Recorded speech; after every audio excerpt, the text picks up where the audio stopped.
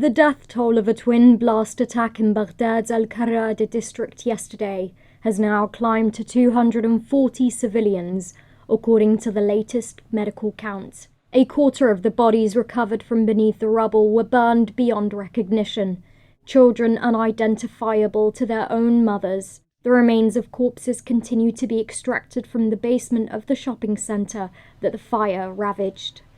Victims included families breaking their fast and shopping for Eid, and young football fans enjoying the Euro World Cup. A statement published by Islamic State terrorists has claimed responsibility for the death and injury of hundreds of civilians.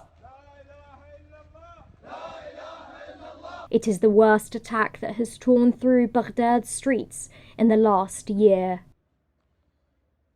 No warm welcome awaited Iraqi Premier Abadi as his white Land Cruiser rolled into Karada.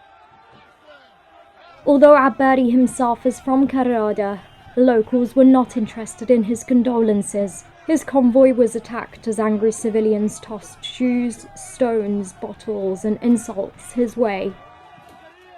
ما تحملوا مسؤولية. السياسيين كلهم من العبادي إلى أصغر واحد هم اللي يفجرونه. هناك متولي داعش وكلاوات دخلوا الدواعش علينا، سموا اليزيديات، سموا المحافظات للدواعش، يوم داعش، يوم قاعدة، يوم مدري منو، واليوم آخر شيء من البارحة واليوم من الوحدة لحد الآن، لا تلقى نسوان، لا تلقى أطفال، لا شباب، لا شياب، هيالهم كلهم بالمجمعات، العالم تريد تعيد منتظر الله أكبر يفرحون بس بالعيد، هذا الفرح مال العراقيين هو هذا اليوم اللي ينتظروه يفرحون به، خرابي وكفرونا بالإسلام دولة مو إسلام، إحنا مو إسلام ولا عندنا مراجع بيها خير. It is not the first time that violence aborts the happiness of Iraqis just days before the end of the holy Ramadan month. The shockwaves ignited by the latest blast are only feeding the existing climate of distrust against the Abadi government. People have never felt more vulnerable than now. They are skeptical of Abadi's ability to provide people basic security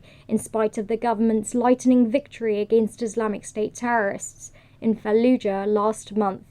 The death toll has steadily risen, allegedly after a pickup truck loaded with explosives was detonated outside a densely populated marketplace. The first blast is said to have been followed by another, but no uncovered evidence can confirm that two explosions took place. An anonymous source at the Ministry of Interior told FRB that the raging fires at the site of the blast were caused by a fuel truck explosion disguised as a refrigerated van. Prime Minister Haider al-Abadi has responded to the crime with familiar promises, starting with the removal of all fake bomb detectors from security checkpoints. Earlier this morning, Abadi also issued an order for the immediate execution of all terror convicts, not all of whom have stood trial.